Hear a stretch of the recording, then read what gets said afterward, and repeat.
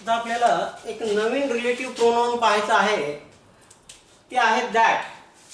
ह्या दॅटचा अर्थ जो, जी, जे, ज्याला, जिला, ज्यांना यांच्यापैकी काहीही होऊ शकतात वाक्यामध्ये.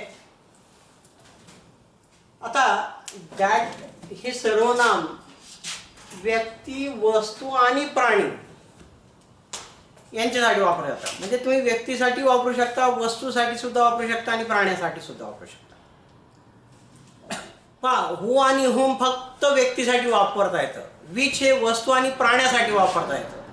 पण दॅट हे व्यक्ती, वस्तू आणि प्राणी या तिघांसाठी वापरता येतं आणि वेगवेगळ्या अर्थामध्ये वापरता येतं. जो, जी, जे, ज्याला, जिला, ज्यांना या सगळ्या अर्थानं वापरता येतं ते. आणि दॅटचे काही स्पेशल नियम आहेत. विशिष्ट प्रकारच्या वाक्यामध्येच दॅट वापरलं जातं. तर आपल्याला त्या दॅटचे नियम माहिती असले पाहिजे, म्हणजे बरोबर आपण त्या वाक्यामध्ये दॅट वापरू शकतो. पहा, तर दॅटचा पहिला नियम आहे, सुपरलेटिव्ह डिग्रीच्या वाक्यामध्ये दॅट वापरले जाते. म्हणजे काय तर लक्षात घ्या, जर वाक्याच्या सुरुवातीच्या भागात सुपरलेटिव्ह डिग्रीचा शब्द आलेला असेल तर त्या वाक्याशी जेव्हा दुसरा भाग जोडला जातो तर आपल्याला तो भाग जोडताना जर रिलेटिव्ह प्रोनाउन वापरायचा असेल तर ते दॅटच वापरलं पाहिजे. लक्षात ठेवा, वाक्याच्या सुरुवातीच्या भागात मी काय सांगतोय ते लक्षात घ्या. वाक्याच्या सुरुवातीच्या भागात, आता इथं वाक्याचा सुरुवातीचा भाग काय, he is the most intelligent student. तो सर्वात बुद्धिमान विद्यार्थी आहे, सर्वात हुशार विद्यार्थी आहे. हा वाक्याचा पहिला भाग झाला. आणि या पहिल्या भागामध्ये सुपरलेटिव्ह डिग्रीचा शब्द दिसतो, म्हणजे वाक्याचा पहिला भाग हा सुपरलेटिव्ह डिग्रीचा आहे. जर वाक्याचा पहिला भाग सुपरलेटिव्ह डिग्रीचा असेल आणि तुम्हाला एखाद्या नामासाठी किंवा एखाद्या नामानंतर रिलेटिव्ह प्रोनाउन वापरायचा असेल तर ते रिलेटिव्ह प्रोनाउन हे हू आणि हुम किंवा विच हे न वापरता दॅट वापरले जाते. मग व्यक्ती असो, वस्तू असो, काही असो. आता इथं पहिल्या वाक्यात स्टुडंट हे नाम व्यक्ती आहे. त्याच्यानंतर Pawar is the strongest leader. लीडरसाठी आपल्याला रिलेटिव्ह प्रोनाउन वापरायचा आहे, तर लीडर हा सुद्धा व्यक्तीचा असतो. आणि it is the best method, तर मेथड ही वस्तू आहे.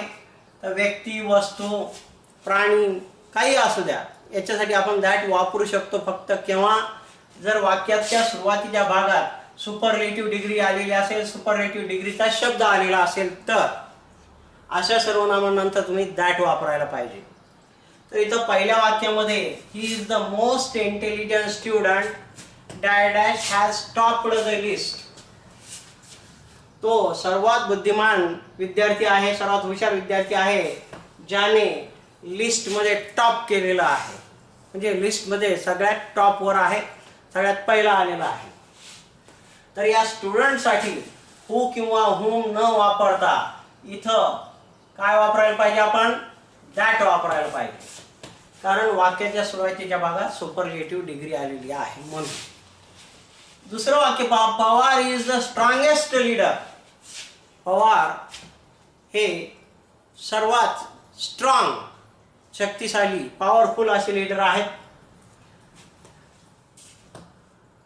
Dash can do anything in Maharashtra. जे महाराष्ट्रात काहीही करू शकतात, कोणाचंही सरकार पाडू शकतात, कोणाचंही आणू शकतात, ते काही करू शकतात. तर Pawar is the strongest leader. तर वाक्याचा सुरुवातीचा भाग जो आहे तो सुपरलेटिव्ह डिग्रीचा आहे. सुपरलेटिव्ह डिग्री म्हणजे काय, वाक्यात मोस्ट असणं किंवा एखाद्या शब्दाला ईएसटी प्रत्यय असणं, याला म्हणतात सुपरलेटिव्ह डिग्री असणं. तर इथं वाक्याच्या सुरुवातीच्या भागात स्ट्रॉंगेस्ट या शब्दाने आपल्याला दाखवलेलं आहे की वाक्याच्या सुरुवातीच्या भागात सुपरलेटिव्ह डिग्री आहे. म्हणून या लीडरसाठी जो, जी, जे या अर्थानं आपण हू किंवा हुम न वापरता काय वापरायला पाहिजे, that. Pawar is the strongest leader that can do anything in Maharashtra. Pawar हे सर्वात स्ट्रॉंग, सर्वात पॉवरफुल, शक्तिशाली असे नेते आहेत जे महाराष्ट्रात काही घडू शकतात, काही घडवून आणू शकतात. ठीक आहे. तिसरं वाक्य पहा. तिसऱ्या वाक्यामध्ये it is the best method. Best हा शब्द जो आहे तो सुपरलेटिव्ह डिग्रीचा आहे. आपण गुड, बेटर आणि बेस्ट अशा 3 डिग्र्या करतो. तर बेस्ट ही सुपरलेटिव्ह आहे. It is the best method, ती सर्वात चांगली मेथड आहे. तर बेस्ट हा सुपरलेटिव्ह डिग्रीचा शब्द आहे. म्हणून या मेथड या वस्तूच्या नामासाठी पुन्हा आपल्याला इथं काय वापरावं लागेल? That. It is the best method that you should choose. Choose म्हणजे निवडणे. ती सर्वात चांगली मेथड आहे जी तू निवडायला पाहिजेस असं म्हटलेलं आहे. तर या ठिकाणी नीट लक्ष द्या. नियम काय? जर वाक्याच्या सुरुवातीच्या भागामध्ये सुपरलेटिव्ह डिग्री आलेली असेल तर त्या वाक्यामध्ये जे शेवटचं नाम असतं त्या नामासाठी रिलेटिव्ह प्रोनाउन म्हणून दॅटचा वापर केला जातो. ठीक आहे. तर हा झाला दॅटचा पहिला नियम. आता आपण दॅटचा दुसरा नियम बघूया. पहा, दुसरा नियम all, same, only, anyone, anybody, anything, no one, nobody, nothing या शब्दांचा दुसरा नियम आहे. तर काय नियम आहे लक्षात घ्या. जर वाक्याच्या सुरुवातीच्या भागात हे शब्द आले all, same, only, anyone, anybody, anything, no one, nobody, nothing यांच्यापैकी एखादा जरी शब्द आला तर त्या वाक्याशी दुसरा भाग जोडताना किंवा त्या वाक्यामध्ये रिलेटिव्ह प्रोनाउन वापरताना ते फक्त दॅट असणे आवश्यक आहे. काय नियम आहे? जर वाक्याच्या सुरुवातीच्या भागात all, same, only, anyone, anybody, anything, no one, nobody, nothing यापैकी एखादा शब्द आलेला असेल तर त्या वाक्यामध्ये दॅट या रिलेटिव्ह प्रोनाउनचा वापर केला जातो. आपण वाक्य बघूया. आता इथं ऑल इज वेल, इथं वाक्याचा एक भाग संपतो. हा वाक्याचा पहिला भाग आहे, सुरुवातीचा भाग आहे. या सुरुवातीच्या भागामध्ये कोणता शब्द आलेला आहे? प्रत्येक शब्दाकडे आपलं लक्ष असायला पाहिजे. वाक्याच्या सुरुवातीच्या भागात ऑल हा शब्द आलेला आहे. मग आपल्याला हे वाक्य जोडताना, या वाक्याशी दुसरं वाक्य जोडताना दॅट हे रिलेटिव्ह प्रोनाउन वापरणे आवश्यक आहे. All is well, that ends well. ज्याचा शेवट चांगला होतो ती सगळी गोष्ट चांगली असते. ज्याचा शेवट गोड ते सगळंच गोड असं म्हणतात. तर इथं वाक्याच्या सुरुवातीच्या भागात काय आलेलं आहे? ऑल हा शब्द आलेला आहे. हे शब्द तुम्हाला पाठ असले पाहिजे. All, same, only, anyone, anybody, anything, no one, nobody, nothing असे एका दमात सगळे पाठ करा आणि लक्षात ठेवा.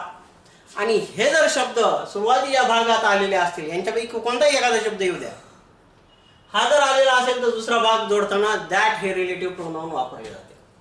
आता दुसरं वाक्य बघा. It is the same book. हेच ते पुस्तक. सेम, हेच ते पुस्तक.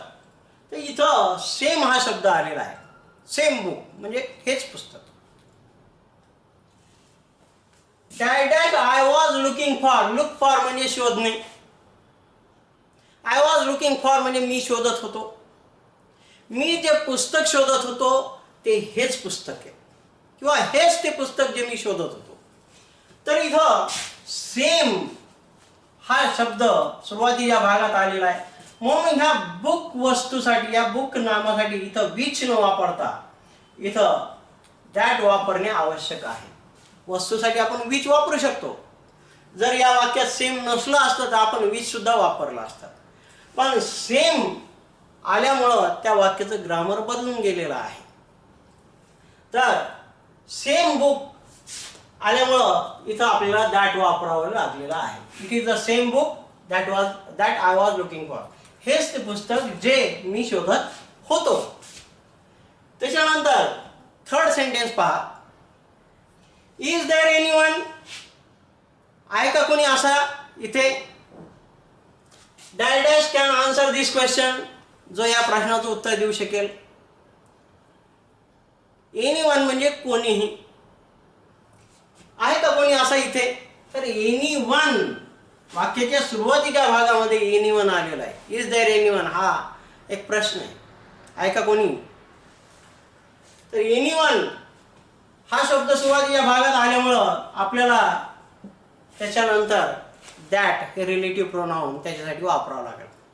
Is there anyone that can answer this question, कोणी असा आहे का जो या प्रश्नाचं उत्तर देऊ शकतो.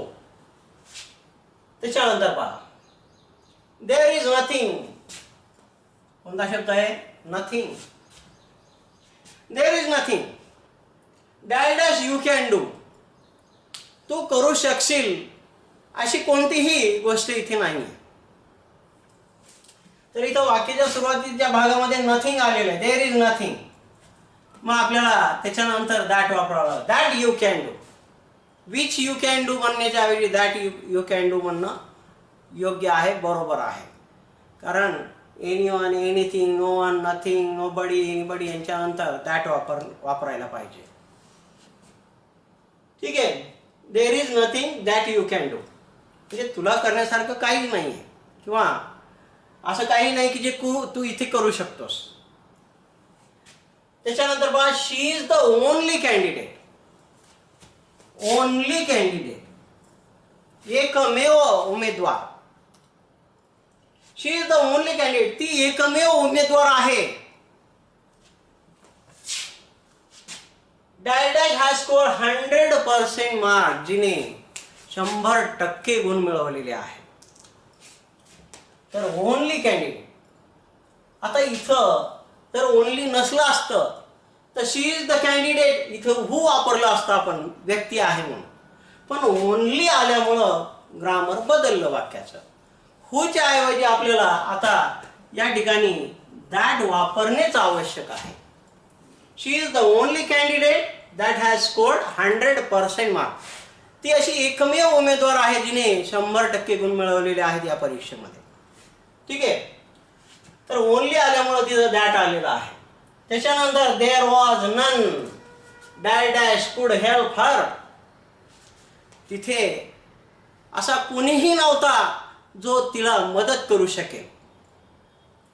देअर वॉज नन म्हणजे तिथे कोणीही नव्हता जो तिला मदत करू शकेल. तर इथं नन हे वाक्याच्या सुरुवातीच्या भागात आलेलं आहे. तर रिकाम्या जागेचे आधीचे जे वाक्य आहे ते सुरुवातीचा भाग आहे, तो पहिला भाग आहे. त्या भागामध्ये आपल्याला पाहायचं आहे की यांच्यापैकी एखादा शब्द आलाय का, आणि जर आलेला असेल तर त्याला दुसरा भाग जोडताना आपण दॅट हे रिलेटिव्ह प्रोनाउन वापरायला पाहिजे.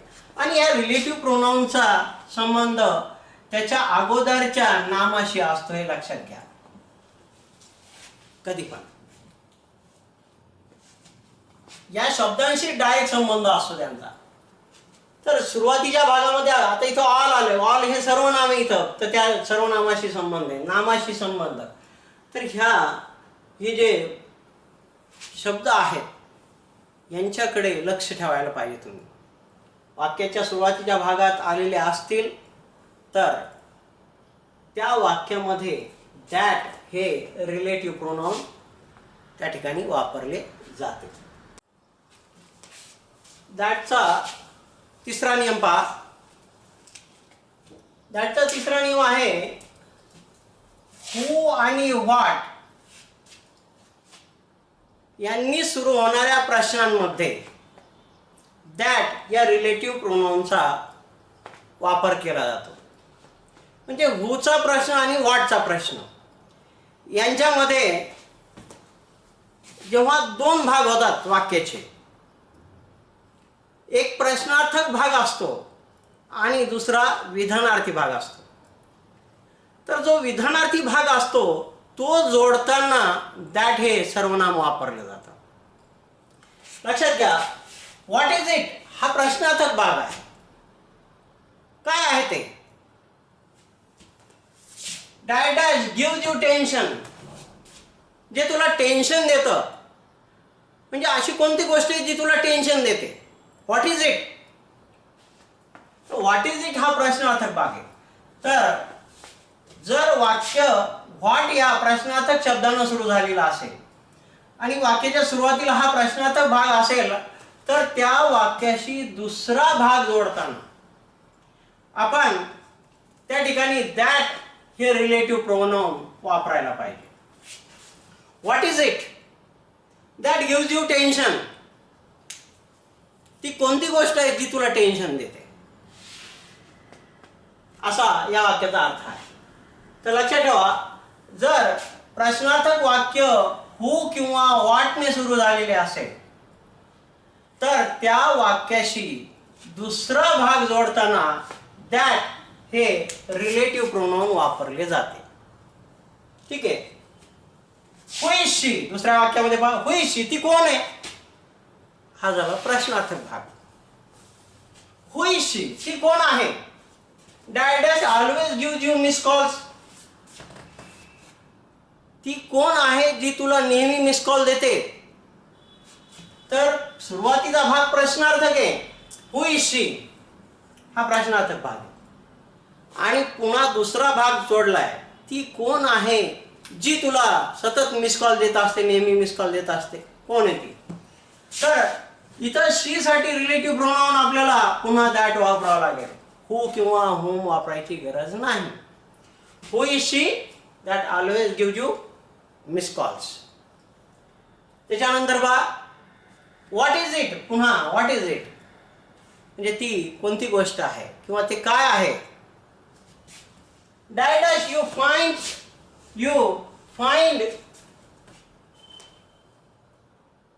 difficult in English. What is it you find difficult in English grammar?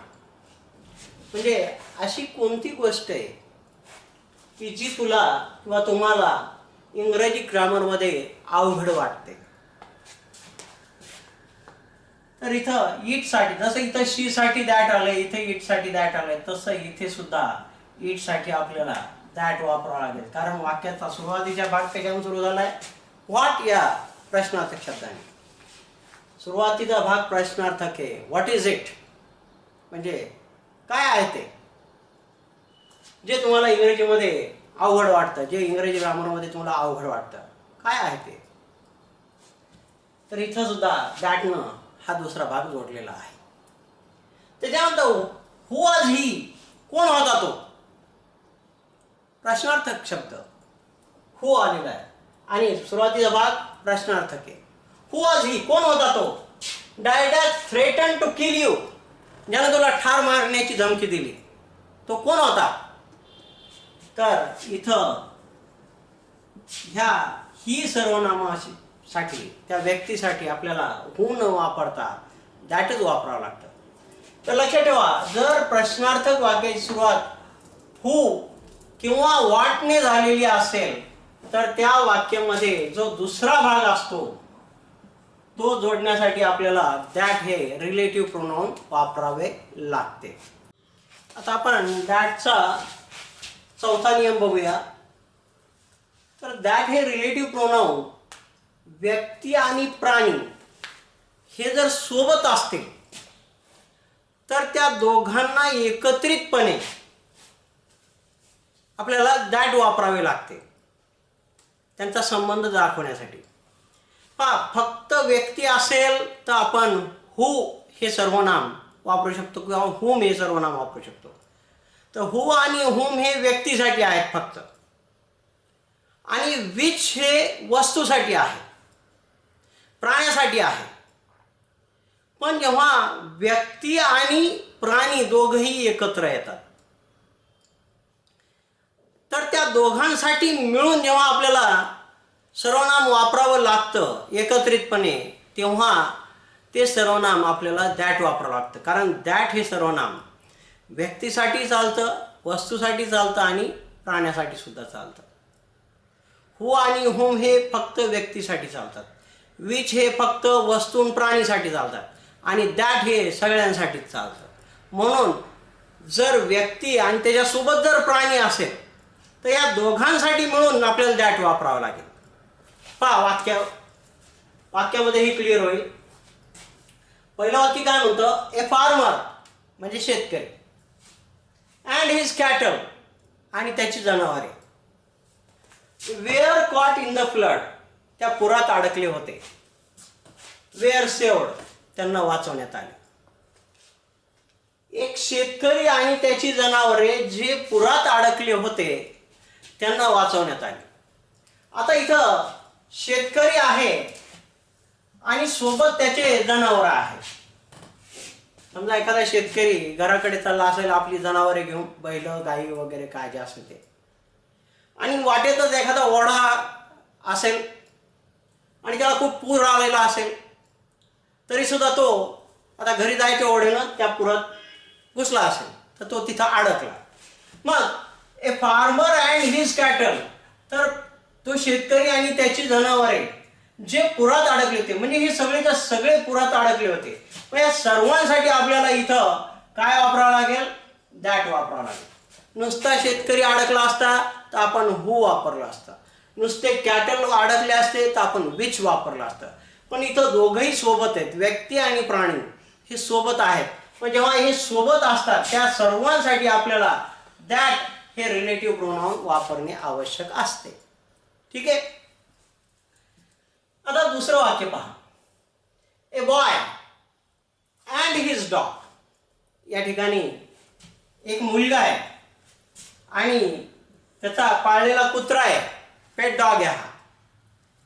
A boy and his dog dash dash were crossing the road. Road cross करत होते. हे मुलगा तो आपलं त्या कुत्र्याला त्या साखळीनं बांधलेला असेल, त्याला ओढत ओढत नेत असेल, रस्ता क्रॉस करत असेल.